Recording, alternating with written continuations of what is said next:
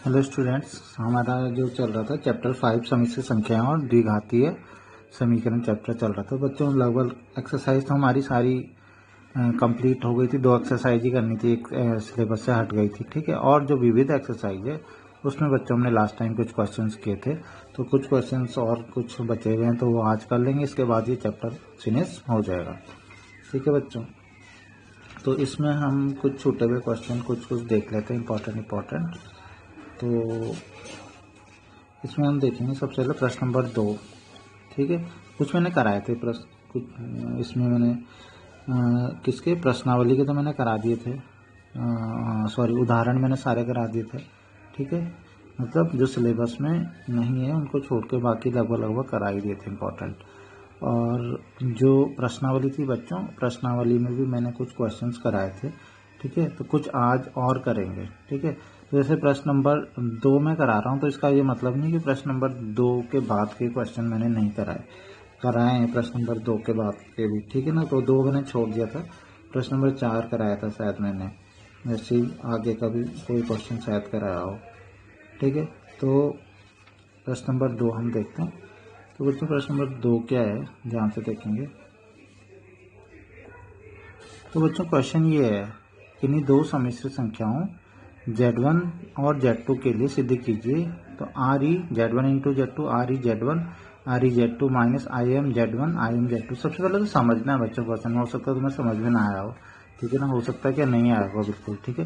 तो क्या चीज़ समझ में नहीं आया होगा, ठीक है। तो ये तो चलो हो गया कि 2 सम्मिश्र संख्या हैं, उनके नाम क्या हैं, Z1 है और Z2 है, ठीक है। चलो ये तो ठीक है, लेकिन क्या चीज़ कि ये क्या है, RE क्या है, RE IM ये क्या चीज़ है, ठीक है।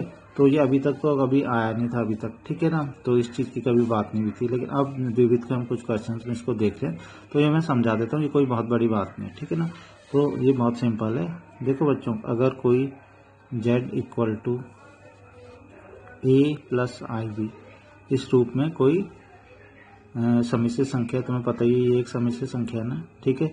अब तुम्हें मैंने बताया था ये ए क्या होता है, मतलब बता तो मैं चुका हूँ, लेकिन मेन चीज़ है कि लिखने का तरीका बस खाली ये तुम्हें बताना कि RE और IM, ठीक है ना। बताया मैंने पहले दिया है। अब इसमें मैंने तुम्हें बताया था ना ए को क्या बोलते थे, वास्तविक भाग बोलते थे ना। जो ये सम्मिश्र संख्या Z है इसका वास्तविक भाग A है। तो बच्चों ये RE जो है ना, वास्तविक को इंग्लिश में क्या बोलेंगे, रियल नंबर तो बोलेंगे वास्तविक संख्या को। तो RE का मतलब रियल हो गया, मतलब वास्तविक। और जो IM है, IM का मतलब हो गया इमेजिनरी का मतलब हो गया काल्पनिक। तो इस चीज़ का तुम्हें ध्यान रखना कि RE का मतलब क्या होता है, RE का मतलब होता है वास्तविक, ठीक है ना। और IM का मतलब क्या होता है, काल्पनिक। तो ये चीज़ अगर ध्यान रहेगी, और इंग्लिश में भी अगर तुम्हें याद रहता है ना, RE का मतलब रियल, IM का मतलब इमेजिनरी मतलब जो कल्पना में है, ठीक है, जिसका हम इमेजिन कर रहे हैं जिसका, ठीक है ना। और रियल का मतलब वास्तव में जो है, ठीक है। तो RE और IM, तो क्या हो गया, तो REZ अगर मैं बोलूँ कि ये जो Z है, ठीक है ना, इसका ये जो Z सम्मिश्र संख्या है इसका मुझे RE पार्ट लेना है, मतलब रियल वाला पार्ट। तो बच्चों क्या आएगा, A आएगा ये वाला, ठीक है ना। और IM, और मुझे इस Z का क्या लेना है, IM वाला पार्ट लेना है, मतलब काल्पनिक वाला भाग लेना है। तो काल्पनिक वाला भाग कौन सा है, B। तो बस ये चीज़ है बस, ठीक है। तो ये कोई बड़ी बात नहीं है। तो अगर कोई सम्मिश्र संख्या Z बराबर A धन IB दिया है तो REZ का मतलब होता है इसका वास्तविक भाग, और IMZ का मतलब होता है इसका काल्पनिक भाग जो I के साथ गुणा है, ठीक है। तो यही चीज़ है। तो अभी क्या बोला उन्होंने, किन्हीं 2 सम्मिश्र संख्याओं Z1 और Z2 के लिए सिद्ध कीजिए कि RE Z1 Z2, मतलब Z1 की गुणा अगर Z2 से कर दें तो उसका वास्तविक भाग जो है, ठीक है ना, बराबर किसका होता है, Z1 का वास्तविक भाग गुणा Z2 का वास्तविक भाग माइनस Z1 का काल्पनिक भाग गुणा Z2 का काल्पनिक भाग, ठीक है। तो बोलते हैं बहुत इजीली, बहुत ही आसानी से ये प्रूफ हो जाएगा, ठीक है ना। ये बहुत ही आसानी से प्रूफ हो जाएगा, लेकिन उसके लिए क्या करना पड़ेगा, उसके लिए पहले तुम्हें मानना पड़ेगा, ठीक है ना। कुछ मानोगे तो ये इजीली प्रूफ हो जाएगा, ठीक है ना। जैसे मान लो कि Z1 बराबर A प्लस IB मान लो, ठीक है ना। और Z2 है उसको भी कुछ मान लो A और B, तो ये हो गया C प्लस ID मान लो, ABCD, ठीक है ना। तो A प्लस IB। अब तुम्हें क्या सिद्ध करना है, तुम्हें सिद्ध करना है कि जो इन दोनों का गुणनफल आएगा ना, उसका जो रियल नंबर है, ठीक है ना, वो किसके बराबर होना चाहिए, ए का जो वास्तविक भाग है, सॉरी Z1 का वास्तविक भाग गुणा Z2 का वास्तविक भाग। देखो अगर बात करूं मैं दाईं तरफ वाले की, दाईं तरफ वाली चीजें एकदम आसानी से मिल रही हैं तुम्हें, देखो ध्यान से। तो दाईं तरफ दाएं पक्ष मतलब बायां पक्ष हमें अलग निकालना पड़ेगा, दायां पक्ष अलग निकालना पड़ेगा, दोनों को हमें बराबर सिद्ध करना पड़ेगा। देखो RE Z1 क्या होगा बच्चों, मतलब जो Z1 है इसका वास्तविक भाग क्या A है ना, तो इसकी जगह A आ जाएगा, ठीक है ना। RE Z2 क्या होगा, मतलब Z2 का वास्तविक भाग वो क्या C है ना बच्चों, तो इसका आंसर कितना आ जाएगा, C आ जाएगा, A गुणा C। यहाँ पे क्या माइनस IM Z1, Z1 का पार्ट कौन सा है जो कि वास्तविक काल्पनिक है B और Z2 का क्या है D, तो BD। तो दायां पक्ष तो बहुत इजीली तुम देख लोगे A गुणा C, तो AC माइनस BD। तो अगर हम बाएं पक्ष को भी AC माइनस BD ला दे तो हमारा आंसर इजीली आ जाएगा, ठीक है। तो हम लेकिन बायां पक्ष के लिए बच्चों क्या करना पड़ेगा, तुम्हें पहले Z1 की गुणा किससे करनी पड़ेगी, Z2 से। तो पहले ऐसा करते हैं कि ये हम काम करते हैं कि Z1 की गुणा किससे करते हैं, Z2 से करते हैं। तो हम इस क्वेश्चन को करेंगे। मेन जो मुझे बताना था इसमें ये था कि RE और IM ये होता क्या है, ठीक है। तो अगर एग्जाम में ये क्वेश्चन भी आता है तो तुम बहुत ईजिली कर लोगे, कोई टफ क्वेश्चन नहीं है।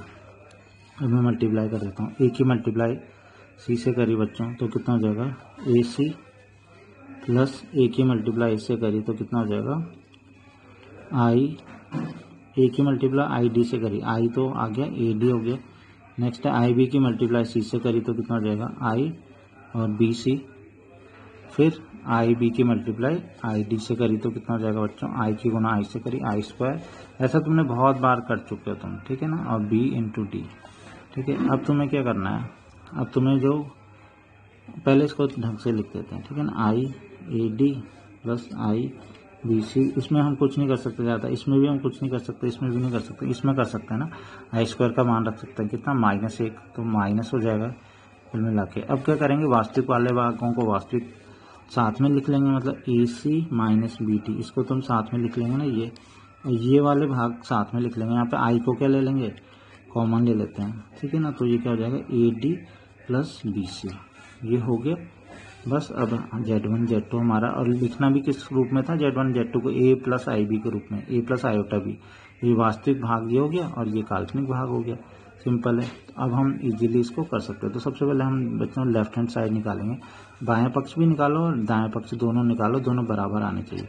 तो बाएं पक्ष क्या था, बाएं पक्ष था कि Z1 गुना Z2 जो है इसका रियल पार्ट। तो बच्चों रियल पार्ट क्या है इसका, देखो AC माइनस BD ना, AC माइनस BD। अब हम क्या निकालेंगे, अब हम निकालेंगे दाएं पक्ष। तो दाएं पक्ष क्या था बच्चों, दाएं पक्ष था RE Z1 RE Z2 minus IM Z1 गुणा IM Z2, ठीक है। तो RE Z1 कितना है बच्चों, अभी बताया था A, RE Z2 मतलब रियल पार्ट ऑफ Z2, वास्तविक भाग Z2 का क्या C, ठीक है ना, माइनस IM Z1 कितना हो जाएगा B और IM Z2 कितना हो जाएगा D, ठीक है। तो तुमने देखा कि बाएं पक्ष और दाएं पक्ष दोनों के आ गया, left hand side equal to right hand side. तो हमारा जो क्वेश्चन है प्रूफ हो चुका है, ठीक है। तो बहुत आसान था, बस मेन चीज़ तुम्हें ये कॉन्सेप्ट समझना था कि था क्या, RE और IM चीज़ें थी क्या, ये समझ में जाएगा। तो इससे रिलेटेड और भी अगर कोई क्वेश्चन होगा ना बच्चों तो वो कर लोगे तुम। इसके बाद बच्चों जो हम क्वेश्चन देखने जा रहे हैं सीधा प्रश्न नंबर 14, ठीक है ना। बीच के कुछ क्वेश्चंस मैंने कुछ कराए थे, कुछ घर से करने के लिए दिए थे तुम्हें, ठीक है ना, मैंने ऑलरेडी दे चुका हूँ बीच के कुछ क्वेश्चन। अब कुछ और जो मुझे लगेंगे वो मैं तुम्हें समझा दूंगा खाली, ठीक है ना, आसान क्वेश्चन है, कर सकते हो, ठीक है। इसके बाद बच्चों प्रश्न नंबर 14 क्या है, प्रश्न नंबर 14 क्या है, मतलब क्वेश्चन को समझना। देखो ये विविध एक्सरसाइज तो है, ये विविध है, मतलब जो पहले तुमने एक्सरसाइज जो भी पढ़ा हुआ है पहले का वही सब चीज़ें तो तुम पढ़ने जा रहे हो। विविध का मैंने तुम्हें पहले ही बता दिया कि जो ध्रुवीय रूप वाले वो छोड़ देने क्योंकि वो सिलेबस से बाहर हो गए, ठीक है। तो बाकी जो चीज़ें वो पहले की पढ़ी हैं लेकिन वो थोड़ा दूसरे रूप से वो क्वेश्चन को घुमा के दे देते हैं, लेकिन होती तो पुरानी चीज़ें। तो ध्यान से देखो क्या लिखा हुआ है, तो अगर हम उन चीज़ों को समझ जाए तो बच्चों बहुत इजीली क्वेश्चन हो जाते हैं। लिखा हुआ है कि यदि x माइनस IY गुणा 3 प्लस 5i, ये कॉमा लगा लिया, मतलब ये चीज़, यदि ये वाली चीज़ इसकी संयुग्मी है, आया समझ में, मतलब ये संख्या जो है ना ये वाली, ठीक है ना, ये संख्या पूरी मतलब इसका इसके साथ गुना कर देते जो संख्या मिलेगी वो क्या है, इसकी संयुग्मी है। इस चीज़ का अगर हम संयुग्मी निकाल दें तो कुल मिला के क्या आया, मतलब तुम्हारे दिमाग में सीधा सीधा क्या आना चाहिए, ये आना चाहिए कि ये वाली चीज़ बराबर है इसका संयुग्मी, और इसका संयुग्मी कितना होगा बच्चों, मैंने तुम्हें संयुग्मी निकालना सिखाया, तो मैंने क्या बोला था, संयुग्मी में हम क्या करते हैं, जो आई वाला होता है उसका चिन्ह बदल देते हैं। तो यहाँ -24 है तो क्या कर देंगे +24। तो कुल मिला के बात ये कि जो ये वाली चीज़ है हम लगा देंगे बीच में चिन्ह कौन सा, बराबर का, बराबर कितना -6 + 24 आई। बस अगर ये चीज़ तुम्हें समझ में आ गई तो समझ लो लगभग क्वेश्चन हो गया बच्चों कंप्लीट। ठीक है, तो फिर से समझ लो क्या उन्होंने बोला है कि ये वाली जो चीज़ है वो क्या है, इस चीज़ की संयुग्मी है ये चीज़, तो ये इसकी संयुग्मी है ना, तो पहले हम इसका संयुग्मी निकाल लेते हैं। इसका संयुग्मी -6 + 24 आई, ये आगे इसका संयुग्मी। ठीक है, उन्होंने कहा ये वाली चीज़ इसका संयुग्मी, मतलब ये वाली चीज़ इक्वल टू हो जाएगी -6 + 24 आई। बस इसको आगे हम सॉल्व करेंगे। ठीक है ना, बराबर रख के, और जो हमें रूल तो पता ही कि दो समिश्र संख्याएं कब बराबर होते हैं, जब उनके वास्तविक भाग के बराबर होते हैं और काल्पनिक भाग के बराबर होते हैं। वो करेंगे हम, उससे हमें x और y का मान मिल जाएगा। ठीक है, तो मैं इस चीज़ को लिख देता हूँ। क्या दिया है प्रश्नानुसार x - iy और 3 + 5 इक्वल टू किसके बराबर है, -6 - 24i का संयुग्मी।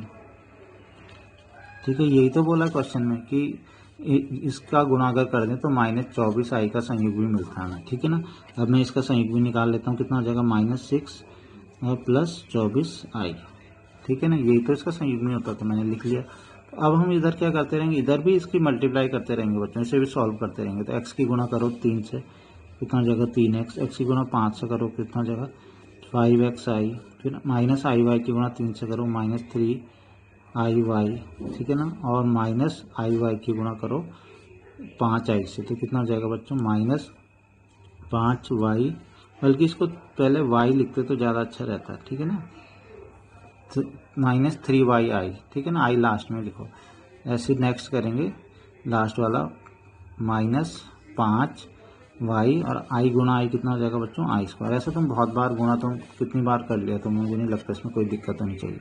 ठीक है, तो 3x + 5xi - 3yi, और i² का मान कितना होता है बच्चों -1 होता है, तो माइनस और माइनस कितना हो जाएगा प्लस हो जाएगा। इधर की साइड क्या है -6 + 24i। इधर तो a धन ib के रूप में पहले से बना हुआ है, इधर नहीं बना हुआ ना, इसको बना लेते हैं। तो वास्तविक भाग पहले साथ में लिख लेते हैं। कौन सा वाला वास्तविक भाग है बता, जो बिना i के है ये वाला। अब जो i वाला है वो ये है, इसमें ऐसा करते हैं i को क्या ले लेते हैं, कॉमन ले लेते हैं। तो कितना आ जाएगा 5x - 3y। तो देखो अब बन गया ना, इधर वाला पार्ट भी a धन ib के रूप में बन चुका है, a + ib। इधर वाला भी a धन ib, मतलब इधर भी वास्तविक धन काल्पनिक, इधर भी वास्तविक धन काल्पनिक। तो अब हम क्या कर लेंगे, मैंने बताया था ना, दो समिश्र संख्याएं तब बराबर होती हैं जब उनकी क्या होती हैं, वास्तविक भाग के और काल्पनिक भाग के बराबर होता है। ठीक है, तो संगत वास्तविक भाग तथा काल्पनिक भागों को समान रखने पर, ठीक है ना, तो जो संगत मतलब इधर वाले का इधर वाले के साथ और इधर वाले का इधर वाले के साथ बराबर रखते हैं, मतलब वास्तविक को वास्तविक के बराबर करो। तो यहाँ से 3x + 5y किसके बराबर आ जाएगा, ये वास्तविक है ना, इधर का वास्तविक कितना -6। तो बच्चों ध्यान से देखोगे, इससे एक समीकरण बनी। ठीक है, समीकरण 1। और इधर अगर हम काल्पनिक भाग को बराबर करें तो क्या होगा, 5x - 3y बराबर कितना हो जाएगा, अब काल्पनिक कितना है 24। तो ऐसा करने से हमें दो समीकरणें मिली। अब तुम्हें x और y के मान निकालने हैं ना बच्चों, तो क्या करना पड़ेगा, तुम्हें खुद ही सोचो, इन दोनों समीकरणों को क्या करना पड़ेगा, हल करना पड़ेगा। जो कि तुमने पिछली क्लास में बिल्कुल सीखा हुआ कि ऐसे अगर दो समीकरण मिले तो उन्हें कैसे हल करते हैं। तो हल करने का तरीका क्या है, हल करने का तरीका ये होता है कि हम क्या करते हैं कि गुणांकों को बराबर बना के उसके बाद उनको क्या करते हैं, जोड़ते या घटाते हैं, जिससे कि x से x कट जाए, y से y कट जाए, कुछ ऐसा ही तो करते हैं। ठीक है, गुणांक अगर पहले से बराबर है तब तो अच्छी बात है, लेकिन तुम देखोगे x का गुणांक 3 है या x का 5 है या y का 5 है तो या y का 3 है, मतलब नहीं है बराबर। तो ऐसा करते बना लेते हैं। ठीक है ना, और बनाने के बाद हम क्या करते हैं, फिर उन्हें घटा लेते हैं। अब बनाएं क्या है लेकिन बराबर, तो क्या बना सकते हैं, जैसे 3x है ना, तो बच्चों इसकी गुणा किससे कर सकते हैं, 5 से कर लेते तो 5 3 15 हो जाएगा। और इसकी गुणा किससे करते हैं, 3 से करते तो ये 3 5 15, तो ये भी 15 हो गया, ये भी 15 हो गया। अब हम क्या कर लेंगे, घटा लेंगे, एक समीकरण से दूसरी समीकरण को घटा लेते हैं। ठीक है। तो इजीली क्वेश्चन उसके बाद हो जाएगा बच्चों। तो हम क्या करते हैं, मैं यहाँ पे लिख देता हूँ कि मैं क्या करता हूँ 5 गुना समीकरण, इसे समझ में आ जाएगा तुम्हें। 5 गुना समीकरण एक, मतलब समीकरण एक ही मैं गुना 5 से कर रहा हूँ, माइनस उसके बाद मैं क्या कर रहा हूँ, जो आएगा उससे मैं घटा रहा हूँ, किसे, 3 गुना समीकरण 2, ठीक है।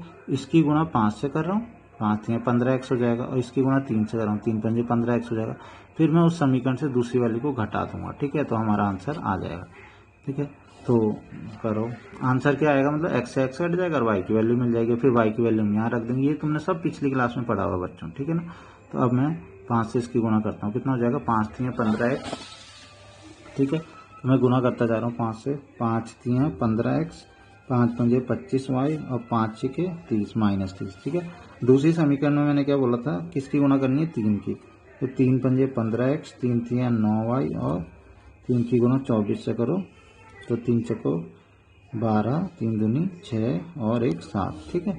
ये आ गया। अब दूसरा, लेकिन हमने क्या बोला, ऐसा करने के बाद हमने क्या बोला, मैंने ये बोला था इससे इसको घटाएंगे, ठीक है। अब बच्चे जब घटाते हैं तो तुम्हें पता ही होगा क्या होते हैं चिन्ह, जिस चीज़ को घटाते हैं उसके चिन्ह क्या कर देंगे, बदल देंगे। ये प्लस का है ना, ये माइनस का हो जाएगा, ये माइनस का है तो ये किसका हो जाएगा, प्लस का, ये किसका हो जाएगा, माइनस का हो जाएगा। तो इससे तो ये कट जाता है, तो ये तो हमने जानबूझ के किया था ताकि ये कट जाए, ठीक है।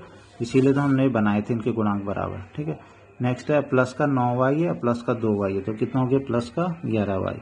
ये दोनों भी बच्चों देखोगे तो सेम चिन्ह है, ये माइनस का 30 है, ये भी माइनस का है, माइनस माइनस से दोनों जुड़ जाएंगे ना, और चिन्ह किसका आएगा, माइनस का। जुड़ के कितना हो जाएगा, 70 और 30 100 102 हो जाएगा ये, ठीक है। तो ये कितना हो गया, 11y बराबर माइनस 102।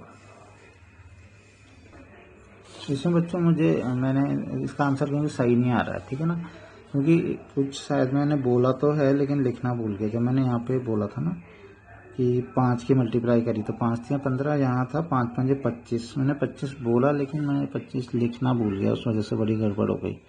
5 5 25, ठीक है ना, मैंने लिख दिया 2, 5 5 25 था ना, ठीक है, तो वो लिखना भूल गया था मैं। तो 25 और अब जोड़ दो, 25 और 9, तो कितना हो जाएगा, 34 हो जाएगा ना बच्चों, 34, ठीक है। अब y की वैल्यू निकाल लो, ठीक है। तो माइनस 102 बटे 34 हो जाएगा, ठीक है। तो इसको देखेंगे काट के, किससे कट जाएगा, 2 पंजे 10, 2 एकम 2, 2 एकम 2, 2 सत्ते 14, 17 का सीधा टेबल पढ़ेंगे तो 17 3 कितना होता है बच्चों, 51, तो 3 बार कट जाएगा ना, 17 3 51, तो ये सीधा सीधा हम बोलेंगे y की वैल्यू कितनी आ गई, 3। वो मैंने यहाँ पे गलत लिख दिया था, इस वजह से थोड़ी दिक्कत हो गई थी। नेक्स्ट क्या करेंगे बच्चों, y का जो मान आया वो कहाँ पे रख देते हैं, तो y का मान, तो हमें x और y के मान तो निकालने थे, तो y का तो निकल गया, एक आंसर तो आ गया। y का मान हमारे पास 2 समीकरण थी ना, तो किसी भी एक में रख दो, y का मान समीकरण 1 में रखने पर, ठीक है। तो 1 में अगर हम रखें तो कितना हो जाएगा, 3x + 5 इंटू y का मान -3 है ना, इक्वल टू -6 है। बस इसे सॉल्व कर लो और x की वैल्यू भी आ जाएगी। 5 3 15 ना, 15 को उधर ले जाएंगे तो किसका 15 हो जाएगा, प्लस का 15, यहाँ पे माइनस का है ना, उधर ले गया तो प्लस का हो गया, और -6, 15 में से 6 के बच्चों 9, तो यहाँ से हम देखेंगे कि x की वैल्यू कितनी आ गई, 3 आ गई, ठीक है। तो क्वेश्चन इजीली ये सॉल्व हो गया। बस मैं स्टार्टिंग की लैंग्वेज समझ में आनी चाहिए जो उन्होंने लिखा था। और तुमने संयुग्मी तुमने पढ़ा हुआ है, बराबर अगर दो कॉम्प्लेक्स नंबर, दो सम्मिश्र संख्याएं बराबर होती हैं तो कब बराबर होती हैं, ये भी तुमने पढ़ा हुआ है, ठीक है। तो सब पहले की चीज़ें हैं। इसके बाद बच्चों एक क्वेश्चन नेक्स्ट जो हम देखने जा रहे हैं वो है प्रश्न नंबर 18। तो प्रश्न नंबर 18 में क्या है, समीकरण mod 1 - i, 1 - i, ठीक है ना, 1 - i है ये, ठीक है ना, और इसकी घात x है, इक्वल टू 2 की घात x के शून्येतर पूर्णांक मूलों की संख्या ज्ञात कीजिए, ठीक है ना। मूल मतलब हल का मतलब क्या है, x का मान, ये पता ही है तुम्हें, जब भी तुम द्विघाती समीकरण भी पढ़ते थे तो वहाँ पे समीकरण के मूल क्या कहलाते थे, उसके हल कहलाते थे, जो कि 2 मूल आते थे, 2 हल आते थे। यहाँ पे मूल से मतलब है x के मान से मतलब, ठीक है। x का मान ज्ञात करना, एक समीकरण दे रखी है, इसको आगे सॉल्व करते जाओ और x का मान निकाल लेंगे, ठीक है ना। तो इसका हल है, क्या दिया क्या है समीकरण कि 1 - i है, ठीक है ना, इसकी घात x और 2 की घात x। अब ये क्या किस चीज़ का चिन्ह है बच्चों? मापांक का चिन्ह है ना। मापांक तो तुमने पढ़ा हुआ है, ठीक है ना। मापांक तुम्हें बताया था, क्या बताया था? मापांक बताया था अगर a प्लस आई भी कोई देखो ये है कुछ इस तरीके से तुम्हें बताया गया था कि a प्लस आई बी है, इसका मापांक अगर ज्ञात करना तो क्या होता था? वर्गमूल a square plus B square, ये फॉर्मूला लगता था ना। वास्तविक भाग का वर्ग प्लस काल्पनिक भाग का वर्ग, उसका वर्गमूल करते थे। तो ऐसे ही हम इसको करेंगे, ठीक है। तो हम इसको आगे बच्चों सॉल्व करते जाएंगे, लास्ट में x की वैल्यू निकाल लेंगे, ठीक है। x उन्होंने संख्या बोली है ना, तो हम गिन लेंगे। उसके बाद मान लो x की वैल्यू निकालोगे, x का मान मान लो 2 मान आएंगे, x का मान 1 आया, x का मान 5 आया। इसका मतलब हमें पता चल गया x के 2 मान आए, तो लिख दोगे कि मूलों की संख्या 2 है, ठीक है। तो मूलों की संख्या ज्ञात करनी है, ठीक है। संख्या तभी तो ज्ञात होगी जब मूल निकलेंगे। सबसे पहले हम 1 माइनस आई का मापांक इस फॉर्मूले से निकाल देते हैं। तो क्या होता है बच्चों? वर्गमूल 1 का वर्ग और प्लस किसका? आई का गुणांक कितना है यहाँ पे? -1 है ना। तो मतलब यहाँ पे काल्पनिक भाग तो 1 है और वास्तविक भाग तो 1 है, काल्पनिक भाग -1 है, तो -1 का वर्ग, ठीक है, इक्वल टू 2 की घात है। तो बच्चों 1 का वर्ग कितना हो गया? 1 -1 का वर्ग भी 1 हो गया, तो कुल मिला के कितना है? वर्गमूल 2। एक चीज़ तो भूल ही गए, क्या? इसकी घात कितनी है? x भी है, ध्यान रखना, ठीक है। तो ये वर्गमूल 2 हो गया और वर्गमूल 2 की घात कितनी हो गई? x हो गई। यहाँ पे 2 की घात x हो गई। इसको बच्चों थोड़ा सा और ढंग से लिख देंगे। तुम्हें पता है वर्गमूल 2 का मतलब क्या होता है? क्या वर्गमूल 2 को हम घात में लिख सकते हैं? अगर तुमने किसी पिछली क्लास में पढ़ा तो अच्छी बात है, नहीं पढ़ा तो ये चीज़ हमेशा ध्यान रखना कि वर्गमूल 2 है, इसका मतलब हमेशा होता है 2 की घात 1/2 होता है, ठीक है। अगर किसी क्लास में पढ़ा है तो ठीक है, नहीं पढ़ा तो इसे ध्यान में रख लो कि इसका मतलब होता है 2 की घात 1/2, ठीक है। नेक्स्ट है, अब घात की भी घात होती है, तो बच्चों तुम्हें बताया था मैंने, कहीं ना कहीं आया था, घात की भी घात होती है तो घातों की आपस में क्या हो जाती है? गुणा हो जाती है। तो 2 की घात x/2, तो यहाँ से ये हो गया। और तुम ध्यान से देखोगे आधार समान है ना, तो जब भी आधार समान होते हैं, यहाँ भी 2 है, यहाँ भी 2 है, तो हमेशा घातें भी क्या? समान होती हैं। तो अतः क्या हो जाएगा यहाँ से? जब आधार समान होते हैं, ध्यान रखना, मतलब मैंने लिखा है 2 की घात 3 बराबर 2 की घात x, तो x बराबर 3 आ जाता है, ठीक है। तो आधार क्योंकि 2, यहाँ भी 2 है, इसका मतलब इनकी घातें समान होंगी, तो x/2 बराबर x, ठीक है ना। तो ये बराबर हो जाएगा। लेकिन बच्चों ऐसा हो सकता है, ठीक है, अगर तुम यहाँ पे x से x काट दो तो 1/2 बराबर 1, मतलब ये तो कुछ गलत ही चीज़ आ गई ना, मतलब कुछ सॉल्व नहीं हो पाएगा ये आगे। होना क्या यही तो होगा, x से x क्या हो जाएगा? कट जाएगा, ठीक है। यह तुम अगर इसको निकाल पाओगे तो बच्चों एक मूल खाली तुम निकाल सकते हो, ठीक है। कौन सा? देखो मैं ध्यान से तुम्हें बताता हूँ। ऐसा करते हैं, उसको कर ही लेते हैं। आगे देखो ध्यान से, अगर मैं इसको इधर ले जा लूँ, ठीक है, तो x इक्वल टू 2 की गुणा मैं वहाँ कर लूँ तो कितना हो जाएगा? 2x, ठीक है। निकाल सकते हैं, एक मूल निकाल सकते हैं। देखो ध्यान से कैसे, ठीक है। तो फिर से ध्यान से देखो मैंने क्या किया, ठीक है। अभी x से x काटना मत, ठीक है। क्या करना है तुम्हें इस 2 को, जो भाग में 2 है ना, उसको उधर ले जा लेना, तो वो कितना आ जाएगा? 2x हो जाएगा। अब मुझे क्या करना है? अब 2x बराबर x हो गया ना, ठीक है। तो अब इस x को इधर ले जा लेना, माइनस में ले जा। अभी भी काटना मत, काटोगे तो फिर कुछ नहीं मिलने वाला, ठीक है ना। काटना मत, इस x को उधर ले जा लो। तो जब इस x को जब उधर ले जा लेंगे, मतलब 2x माइनस x कर लेंगे एक तरीके से। इस x को, ये प्लस में था ना, उधर चला जाके माइनस का हो जाएगा। जब ये उधर ऐसे में चला गया, बच्चों कोई भी चीज़ जब ऐसे में उधर जाती है ना, तो तब यहाँ पे 0 बचेगा। यही चीज़ अगर बटे में चली जाए ना, तब यहाँ 1 बचता, ध्यान रखना, ठीक है ना। इस चीज़ का ध्यान रखना, जी जब इस तरीके से जाती है तो यहाँ 0 बच जाएगा इसकी जगह पे, जब कुछ ना हो यहाँ पे, ठीक है ना। और अगर ऐसे में जाएगी तब कुछ ना हो यहाँ पे, तो 1 बचता है। 2x में से x गया तो x, तो यहाँ से तुम ध्यान से देखोगे तो x का मान कितना आ गया? 0 आ गया ना। लेकिन उन्होंने क्वेश्चन में पूछा क्या था? समीकरण के शून्येतर पूर्णांक मूलों की संख्या ज्ञात कीजिए। शून्येतर का मतलब होता है जो शून्य ना हो, ऐसे मूलों की संख्या ज्ञात करोगे कितनी है। शून्येतर का मतलब होता है शून्य ना हो, ठीक है ना। शून्येतर का मतलब शून्य ना हो, जो शून्य ना हो, ठीक है। शून्येतर का मतलब शून्य से इतर, मतलब जो शून्य ना हो।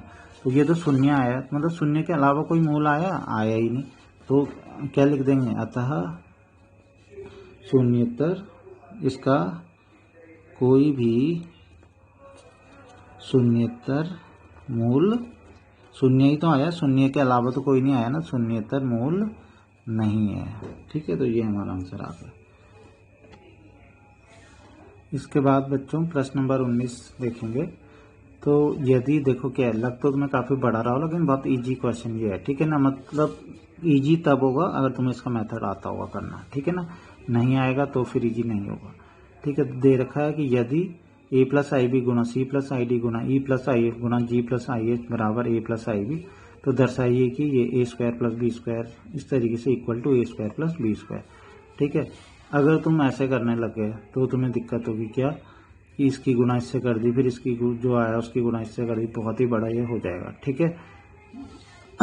लेकिन तुम्हें अगर इसका मेथड आ गया समझ में तो ये इजीली हो जाएगा। अब क्या मेथड है, मतलब एक दो लाइन में इसका आंसर आ जाएगा, ठीक है। तो अगर ये एग्जाम में आता है तो तुम इजीली इस क्वेश्चन को कर सकते हो।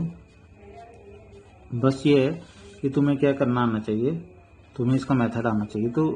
तो इसका मेथड बच्चों ये है कि हम क्या करेंगे, दोनों ओर क्या करेंगे अगर दो, और ऐसा करेंगे कि मैं ये भी बता देता हूँ, दोनों ओर मापांक लेने पर, ठीक है ना। अब ऐसा क्यों किया अभी समझाऊंगा तुम्हें। तो दोनों ओर मैं मापांक ले लेता हूँ, मतलब जो बायां पक्ष था उसका भी मापांक ले लिया, ठीक है ना। वो तो हम कर ही सकते हैं, कोई भी एक ही चीज़ हम दोनों ओर कर सकते हैं। दोनों को ओर वर्ग करने पर, दोनों ओर 2 से भाग करने पर, दोनों ओर 5 से भाग करने पर, दोनों ओर मापांक लेने पर, संयुग्मी लेने पर, कुछ भी कर सकते हैं। दोनों ओर एक ही काम कर सकते हैं, उसमें कोई दिक्कत नहीं होती कभी भी, ठीक है। जो काम इधर किया दाएं पक्ष वो, क्योंकि दोनों चीज़ें एक जैसी तो हैं, तो जो तुम इसके साथ करोगे वो उसके साथ भी करोगे तो फिर भी बराबर ही होंगी वो चीज़ें, ठीक है। तो इसलिए दोनों किसी भी चीज़ को, मापांक की बात नहीं कर रहा हूँ, कुछ भी चीज़ हम कर सकते हैं, ठीक है। तो बाएं पक्ष का मापांक और दाएं पक्ष का मापांक, ठीक है। मापांक क्यों लिया, ठीक है, बता देता हूँ। ध्यान से देखोगे तो जब हम इसका मापांक लेंगे तो बच्चों क्या आएगा, वर्गमूल ए स्क्वायर प्लस बी स्क्वायर आएगा। देखो ए स्क्वायर प्लस बी स्क्वायर ही तो चाहिए ना यहाँ पे, जहाँ तक बात वर्गमूल की है उसका भी सॉल्यूशन हो जाएगा, ठीक है ना, ठीक है। तो इस वजह से हम मापांक ले रहे हैं। अब इधर का मापांक क्या ले, तो अगर तुम्हारे दिमाग में ऐसा आ रहा है कि पहले हम इन सब का गुणा कर देंगे, इसे ए प्लस आई बी के रूप में लिख देंगे और तब हम मापांक उसका लेंगे, तो फिर वो इसका मतलब है फिर तुम्हें प्रॉब्लम होने वाली है, ठीक है ना। क्या करना है तुम्हें यहाँ पे बच्चों, तुम्हें एक रूल लगाना है। ये रूल हमने पढ़ा था क्या, देखो रूल हमने कुछ इस तरीके से पढ़ा था, भले ही 2 के लिए पढ़ा हो लेकिन वो ज़्यादा के लिए भी लगता है, ठीक है। हमने कुछ ऐसा पढ़ा था, Z1 Z2 का मापांक था, तो Z1 का मापांक गुणा Z2 का मापांक, ऐसे पढ़ा था। मतलब अगर दो संख्याओं, दो ये भी समिश्र संख्या गुणा दूसरी समिश्र संख्या, इस पूरे का मापांक निकालना, तो हम इसे ऐसे लिख सकते हैं, पहली समिश्र संख्या का मापांक गुणा दूसरी समिश्र का। ऐसे ही अगर ज़्यादा हो बच्चों, 3 हो 4 हो, तो उसमें भी ऐसे ही होता है। तो बच्चों वही रूल हमने यहाँ पे लगाना है। तो अगर इस पूरे का अगर हम मापांक निकाल रहे हैं ना, तो रूल ये ऊपर वाला ही रूल है क्या, कि ये पहली वाले का मापांक, ये पहला Z1 हो गया मान लो, तो Z1 का मापांक गुणा Z2 का मापांक गुणा Z3 का मापांक गुणा Z4 का। तो बच्चों वो रूल हम लगा रहे हैं यहाँ पे, तो बहुत सिंपल है। ऐसे अगर गुणा में अगर समिश्र संख्याएं लिखी हो ना, हम उनका मापांक निकाल रहे हैं, तो हम इसे ऐसे भी कर सकते हैं, पहली वाली का मापांक गुणा दूसरी वाली का मापांक गुणा तीसरी वाली का मापांक, ठीक है ना, गुणा चौथी वाले का मापांक। अभी मैंने इसका मापांक किया नहीं है, एक साथ मापांक हम करेंगे, ठीक है ना। अब हम क्या करते हैं, मापांक कर देते हैं सबके। इसका मापांक कितना हो जाएगा बच्चों, वर्गमूल ए स्क्वायर प्लस बी स्क्वायर। इसका कितना हो जाएगा, वर्गमूल सी स्क्वायर प्लस डी स्क्वायर। इसका कितना हो जाएगा, वर्गमूल E square plus F square. और इसका कितना हो जाएगा, वर्गमूल जी स्क्वायर प्लस एच स्क्वायर। इसका कितना हो जाएगा, वर्गमूल ए स्क्वायर प्लस बी स्क्वायर। अब प्रॉब्लम किससे आ रही है, वर्गमूल से आ रही है, तो उसका तो सॉल्यूशन हो जाएगा। क्या करेंगे, दोनों ओर क्या कर लेंगे, दोनों ओर वर्ग करने पर। तो जैसे ही हम दोनों ओर वर्ग करेंगे बच्चों, जैसे इधर की ओर वर्ग करेंगे तो ये वर्गमूल सारे के सारे हट जाएंगे। तो हमारा जो फाइनल आंसर है बच्चों, जो हमें सिद्ध करना था वो आ चुका है। तो बहुत छोटा सा ये क्वेश्चन ये बन गया है, लेकिन मेन चीज़ है कि तुम्हें आना चाहिए कि हमें करना क्या था। करना ही था, दोनों ओर मापांक लेना था और ये मापांक वाला रूल लगाना था, तो इजीली हो जाएगा।